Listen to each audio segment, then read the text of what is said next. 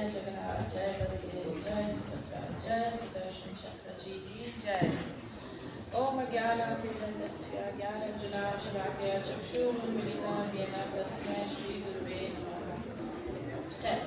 So today I'll be speaking about Snana Yatra, which is the festival we are observing, and also saying the pastimes, the wonderful pastimes behind this wonderful festival.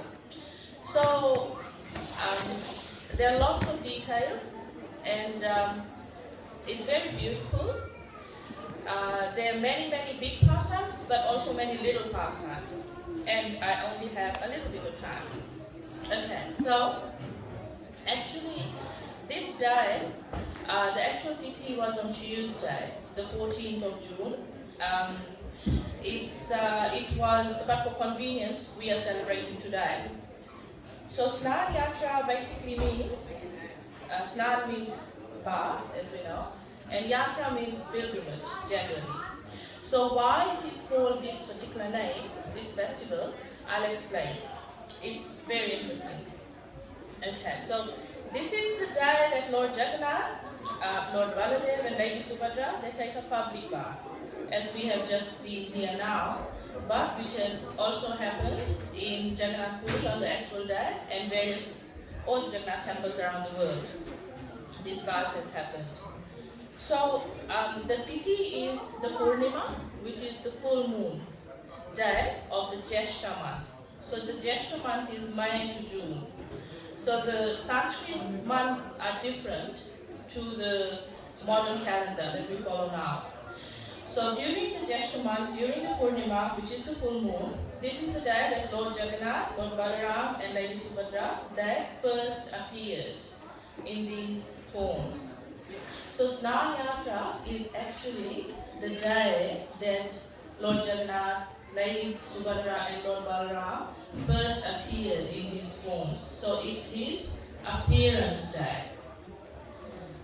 So this happened in a bygone Satyuga, many ages ago, in a Satyuga, and King Indradyumna, he was instrumental in this pastime. So I will tell the story a little bit later. First, I want to describe what actually happens in Jagannath Puri for Snana Yatra, like how the actual, and then we'll explain Yatra, why it's called Yatra. So what happens in Jagannath Puri, and Jagannath Puri, as we know, is also known as Purushottam Kshetra. Jagannath Puri is also known as other names, but famously as Purushottam Kshetra. And this is where Lord Jagannath was originally installed after his appearance in Satyuga. So the main temple for Lord Jagannath is here, and they are massive deities. The deities are very big. I'm sure you would have seen pictures or footage of the Rath Yatra or even the recent Snana Yatra from Jagannath Puri. The deities are huge. So there are lots of very auspicious processions and rituals and festivals that are done at this temple, such as building the cart. And building the cart, it starts on Akshaya Tritiya, on that auspicious day. Like everything that's done at the temple has, is based in tradition and comes from the time when Lord Jagannath was when he first appeared. So, and it's wonderful, like all the different details about it, it's really wonderful. So building the cart can only happen with a certain type of wood, the wood can only be cut at a certain time, etc., etc. So then there is Snana Yatra, then there is changing the flag on top of the temple, which happens regularly. Then there is the Odissi dancing. So all these different traditions are associated with the Jagannath temple. So this is how it's actually done at Puri, at Jagannath Puri, this festival that we are observing today. So on the day prior,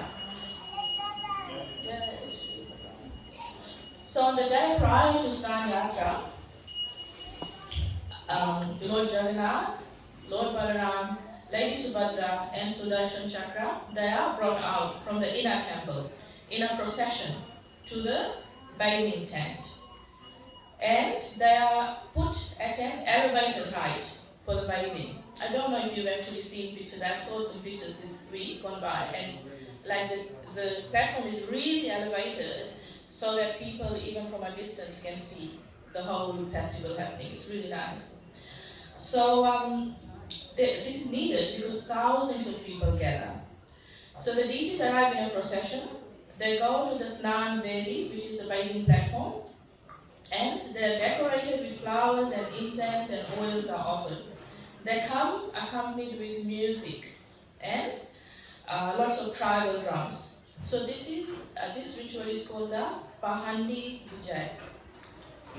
So on the actual day, Mangal Aarti happens, and it happens outside in the Snana Manda, and this happens by the specially chosen tribal devotees. So, as we know, the devotees who worship Lord Jagannath, they come down in ancestry from Vishwavasu, the Savara tribal king, and the original group of devotees who were first worshipping Nila Madhava, which I'll tell the story a little bit later. So, these special devotees, they're called the Savaras and the Mahasuras and the Suaras. So they go on the actual day, like this preparation has happened. They are the people who bathe the deities. But what happens before that is the collection of the bathing water happens. And this happens from the Sona Kua. So those who know Hindi or Bengali or Sanskrit would understand Sona means gold and Kua means well. So the water is collected from the golden well to bathe the deities. And the devotees who go and get the water, they cover their mouths, they put on a mask, basically, so that there is no contamination of this water as it's brought to the deities. So this water is preserved in the Bhoga Manda, which is right next to the bathing Manda. Then the Pala Manda, which is a Brahmin priest. So this special class of devotees, the Brahmin priests. Now, just one point to note: these Brahmin priests, again, I've seen some pictures, and I'm sure some of you also have from previous Rath Yatras. So they're very powerful, actually. And one of them, he was awarded like a bodybuilding title or something. So very powerful, very muscular people. Why so? Because they actually have to help carry Lord Jagannath during the Rath Yatra, during the Snana Yatra, all this. So they're not only priests, but they're also very powerful. They're built like Kshatriyas. So these class of people, they purify the water with turmeric, rice, chandan, oils, flowers, medicinal herbs, etc. Then, after Mangal Aarti, the bathing happens in the morning hours, as it has happened here today, in the morning hours. The filled vessels are carried in a procession from the Bhoga Manda to the Snana Yatra by the Suaras, and this ritual is called the Jaladhivasa. So prior to the bathing, the deities are covered. They are dressed in silken clothes and smeared with red powder. There are 108 gold vessels with water from the golden well, and the abhishek is done with mantras, in particular the Pavana mantra, the Pava Mana Sutta, accompanied with kirtan and conches. So just as we saw today, lots and lots and lots of bathing substances and water in particular is used at Jagannath Puri. And this is because it's really hot there at the moment. So it's the opposite, because we're in the other hemisphere, the seasons are opposite. So it's really hot in India at the moment. And the deities, so these deities at the Puri temple, they are painted, as you know, in the primary colors that we see them in. But they are not painted with artificial paint. They are painted with natural dyes, mineral paints. So just natural sort of, plant extracts and soil extracts, like natural paints like that. So when they are bathed, all these colors run. These colors run quite easily. So to keep the jovial mood, after all the bathing, and to prevent the devotees actually seeing the lords looking off color, looking, like that, they are dressed in the elephant vesh, and Lady Subhadra is dressed as a lotus flower. So this is one of the practical reasons this happens. But we know the Lord can accompany many different things just by doing one thing. So there's a really nice story behind why the Lord has this elephant form of all forms. Why the elephant form? So once upon a time, there was a scholar. He was a really good scholar. And the king of Orissa, where Lord Jagannath resided, had called him to come to reward him. So this scholar came to Jagannath Puri, and it was during the Snana Yatra Festival. And the king said, let's go and have darshan of Lord Jagannath. And he said, oh, no. I don't want to worship anybody else except for my Ishtadev, Lord Ganesh. So then what happened? Finally, he was persuaded to go. And some reports say that he had a dream that night. That this scholar had a dream that night, and in the dream, Lord Jagannath came to him and said to him, come, you won't be disappointed. And this report also says that the scholar had gone and had seen the Lord already, and he thought, oh, why does the Lord look like that, like with the paint all gone? Why does he look like that? So he had been a little bit disappointed. This is this other report. So anyway, that night he had a dream, and in the dream, Lord Jagannath said, come, you won't be disappointed. So he went the next day, and to his immense delight, he saw the Lord as an elephant. So he saw the Lord as Lord Ganesh. And Lord Balaram as well, he was dressed as Lord Ganesh. So he was very happy. So this is the other reason that the Lord manifests as the elephant, in an elephant form. Hati means elephant and Vesh means form. So when the curtains open today, as Alana Prabhu said, we'll be able to see this wonderful form of the Lord. And Lady Subhadra looking gorgeous as a lotus flower. So, going back to the process in Puri, so after the Snan, the deities are kept as Lord Jagannath instructed. So Lord Jagannath instructed this, that after I am bathed, put me in isolation, along with my sister and my brother. So 15 days in a sick room, called the Ratan Vedi. This fortnight is called the Anavasad Kal. Anavasad Kal. Kal means time, Anavasad means not an occasion. So there's no occasions done at that time for this fortnight, when the lords are recuperating from the cold that they have caught from all the bathing. Now, this is one reason. The other reason is that this time is actually used again by certain chosen devotee people who are coming down in succession from time immemorial, from when Lord Jagannath first appeared. So these devotees, they paint the Lord. And the time that they use the fortnight is actually divided into like little slots so that everything gets finished. And the details are done on the 15th day. And then on the 16th day, after a fortnight of no darshan, then the Lord gives darshan. Now during this fortnight, the Lord is offered medicines to help him and Lord Balaram and Lady Subhadra get better. So these medicines, they're described as fruits and water and dasa mula medicines. So they're mixed with various medicinal herbs like turmeric and ginger and all these other medicinal herbs, and offered to the Lord, taken to them by their special servants, so not anybody can go in. So some people actually get confused and think that this is the period where Lord Jagannath uses his sickness as an excuse to spend time with Lakshmi Devi. But this is not that time.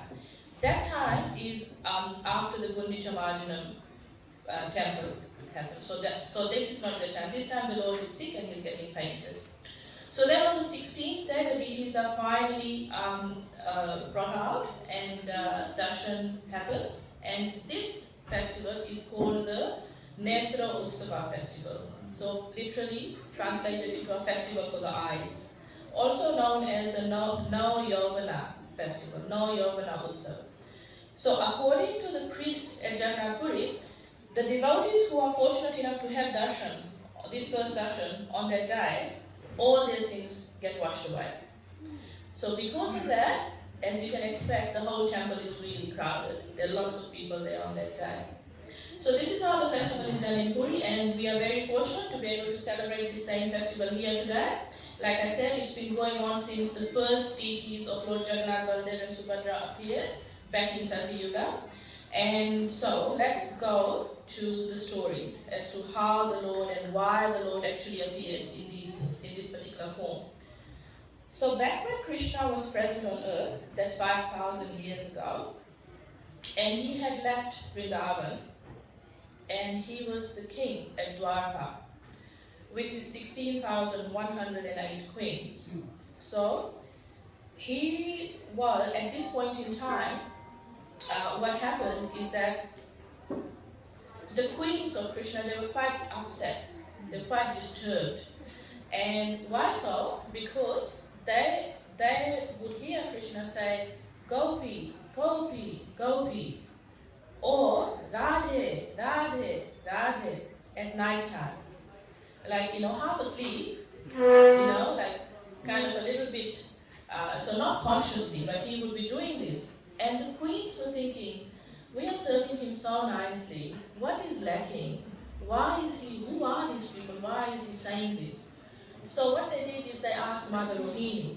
Mother Rohini, as we know, is Lord Balaram's mother. And she was there. She was the only Brajavasi who had come and was living in Dwarka with Krishna, Balaram and Devi Subhadra. So the queens went to ask Mother Rohini, please tell us what's going on. And Mother Rohini said, well, if I tell you, there are some conditions, because what I'm going to tell you is very special. And the queen said, look, we don't really have access to go to these pastimes because we are queens. And so the least we can do is actually hear them. So please tell us. So Mother Rohini said, okay, if I'm going to tell you this, then there is a condition that somebody has to guard the door, because if Krishna and Balaram hear this, their minds will become confused. They will run away straight to Vrindavan, and they'll become very, very upset. So Krishna and Balaram should not hear this. So Lady Subhadra volunteered to then, and she was chosen by the queens and Mother Rohini to guard the door. So what she did, she was standing at the door, and God Govinda Maharaj, he actually describes that she had her arms like this. She was actually guarding the door like this. So one important thing to say here is Lady Subhadra is Krishna's sister. She is also Durga Devi. And Durga Devi's role, she is the energy of Krishna. She is in charge of this material creation. And so she guards Krishna, she protects Krishna. She doesn't let anybody who is not qualified actually go. So there is one little significant point in this regard as to why her hands are like this, guarding the door.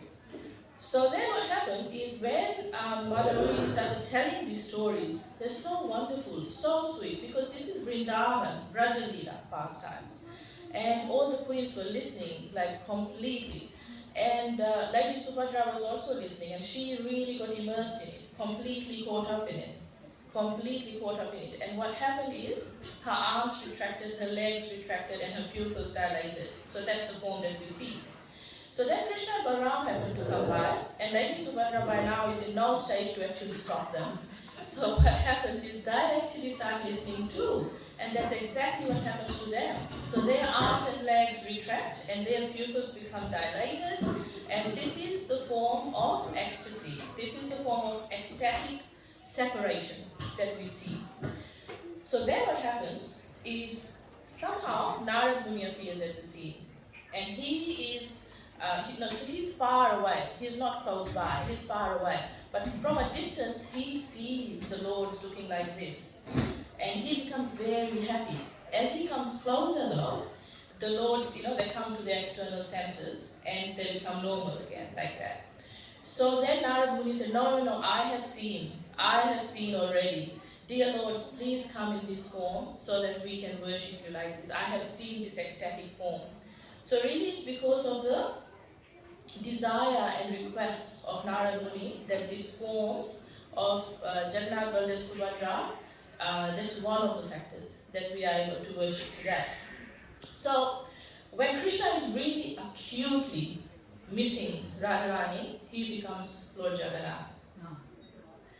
And we know that Lord Chaitanya, he is Krishna, but he is in the mood of Radharani. So, he is really missing Krishna. So, then he comes. So, when Lord Chaitanya sees Lord Jagannath, he says, "Oh my Krishna." And when Lord Jagannath sees Lord Chaitanya, then he says, "Oh my Radha." Because remember, Lord Chaitanya is in the mood of Radharani. So they finally meet at Jagannath Puri, and that is another story. So,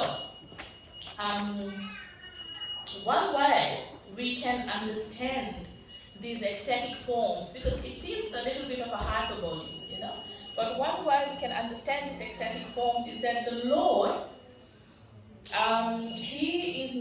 we are our body, but the Lord, any spiritual personality, they are not their body. So they are not their body. They are their body, sorry, forgive me. They are their body completely. So there is no difference, there is no duality. Whereas with us it's material and spiritual, so we are dual. For them it's one and the same. So Krishna is his body, and when he has emotions, it comes out and it is seen externally. Whereas for us, we have to dress up in that role. Like Lord Nashindadev. So when Krishna is angry, he's Nashindadev. When Krishna is feeling separation, he's Jagannath. It's like that. So this internal mood changes the external form, and there is no difference between the body and the soul. So this form of the Lord's is called the Mahabhava Prakash, which basically means the great emotional manifestation. And then it gets even more ecstatic after this. So, what happens is that Krishna, when he is feeling the separation, like I described, the arm, the limbs retract, the pupils become big, and he is described that he becomes like a log. It's described that he becomes like a log. So, this log, both literally and metaphorically, floats on the ocean of Radharani's love. So, when this log is floating, metaphorically, it's described that this ocean floats in this ocean of Radha Bhava, of Radharani's love. And we know that the manifest forms of the deities were carved from a Daru Brahman log. So this is the log that was floating in the ocean in Puri and was discovered. So that brings me to this pastime, this story then, of how the deities actually came to be worshipped like this. So in Satyuga, in one particular Satyuga, there was a king called Indradyumna who lived in this place, Jagannath Puri, basically, Purushottam Kshetra. And the capital of that place then was Avanti. He was the 25th son in the family line coming from Lord Brahma. He had everything, and he was very qualified. But he was also very sad, because he had a very strong desire to see the Lord face to face. Not as a living person, but at least as a deity. He had this very strong desire to see the Lord like this. So one time, and for many years, he was, harboring this desire. So then one day what happened is he finally asked his priest to please find that holy spot on earth where I can see Lord Jagannath where I can see the Lord face to face. So the priest, he started meditating on how to fulfill this, and what he did, he called all the Tirtha Yatris. Tirtha Yatris basically means all the pilgrims who would be traveling from place to place, who were experienced pilgrims. So he called them all, and in a big hall, and then he asked, has any one of you seen the forms of the Lord anywhere? And so one old pilgrim, he shuffled in at the last minute. He said, yes, I have seen. And he described. And he described very nicely. He said, there's this place called Orissa. It's known as Purushottam Kshetra. And amongst the dense forests over there, first you will find a kunda. It's called Rohini Kunda. And then you will go and you will see on the west side there's a settlement. It's called Deepak Sabar Ashram. And then finally, when you go straight, there's a deity of the Lord over there, and this is Lord Neelamata. And this Lord, he is beautiful. There is Lakshmi Devi also there. He is carved with blue sapphire. So Neela means blue. So this is the blue Lord, and he is on top of this blue mountain called the Niladhari mountain. So the king was ecstatic to hear this. And what he did, he then he told his priest, please make some arrangements so I can go there. Please help me with this desire. So the priest then thought the best way to do this would be to send my brother, Vidyapati, to go out, scout the place, make arrangements, and then the king can go. So this is what Vidyapati did. He set out, and when he was going, he had this, this longing, this desire, all these devotional thoughts that I'm going to see the Lord, I can't believe my luck, how am I going to do it, how is it going to happen? So this longing and expectation. And so this is the mood that we are told to have before we go to the holy tirthas to see the Lord, before we travel to Vrindavan, to Mayapur, to any holy tirtha. This is the mood of longing and expectation we are meant to have. So after a great long travel, he arrived. He arrived, and it was night time, and he heard voices. And he saw that then when he went to see, he actually realized, oh, this is Deepak Sabad. This is the village that's described to be on the west of the mountain. Thank you. Okay. So when he went there, he saw this, and then he saw the Lord. The Lord looked beautiful as he in his Neelamada form, and he actually, I'm making it really short, but it's so beautiful, this story, as to how he went, and it's described that he actually fell in love with the daughter of the tribal chief, the daughter of the Sabara tribal chief. So and when he went to see the Lord, he left behind a trail of seeds that would grow, so that the king could come and not miss the way, so that they could find the way again. So that is all described very nicely. So then what happened is, so he was actually, he took his bath in Rohini Kund before he went there, and it's described, one who bathes in Rohini Kund, he gets all his sins taken away, and then he gets liberated at the end of this lifetime. So before taking darshan, he went to Rohini Kund. So then what happened is that, so he went back to the king. The king immediately wanted to come and see the Lord, and it happened, but not immediately, after a lot of preparation. And what happened is, when the king actually arrived there, the Lord had disappeared. So the Sabara king, the tribal chief, knew this, because from time immemorial they had been told this story that when a king comes, Neelamada is going to disappear. So for a very long time they didn't want any kings to come. They were resistant to the idea. They didn't really want the king to go and see the deity. But they knew this was the will of the Lord. So by the time the king arrived, when he went up to see, some reports say that he was covered with sand, because there had been a sandstone prior. And some reports say that he had just disappeared. He wasn't there anymore.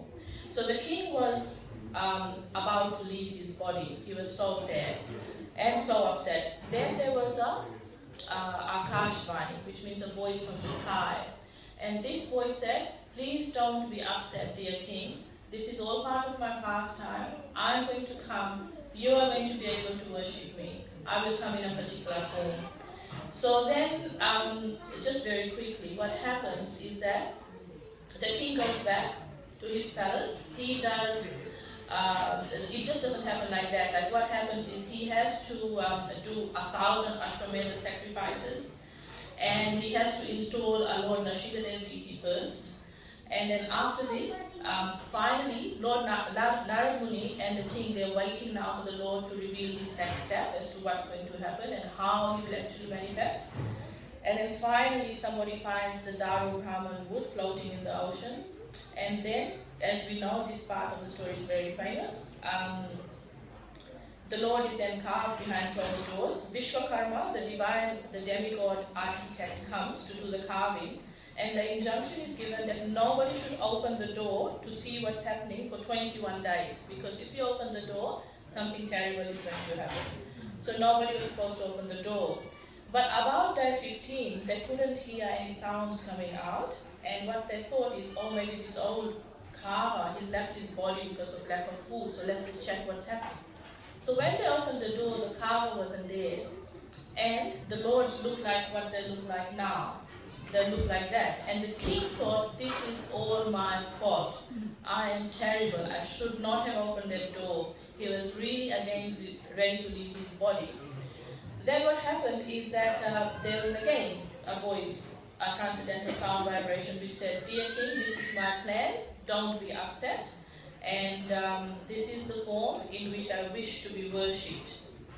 So then we have Jagannath, Baladev and Subhadra in these forms that we can worship them today.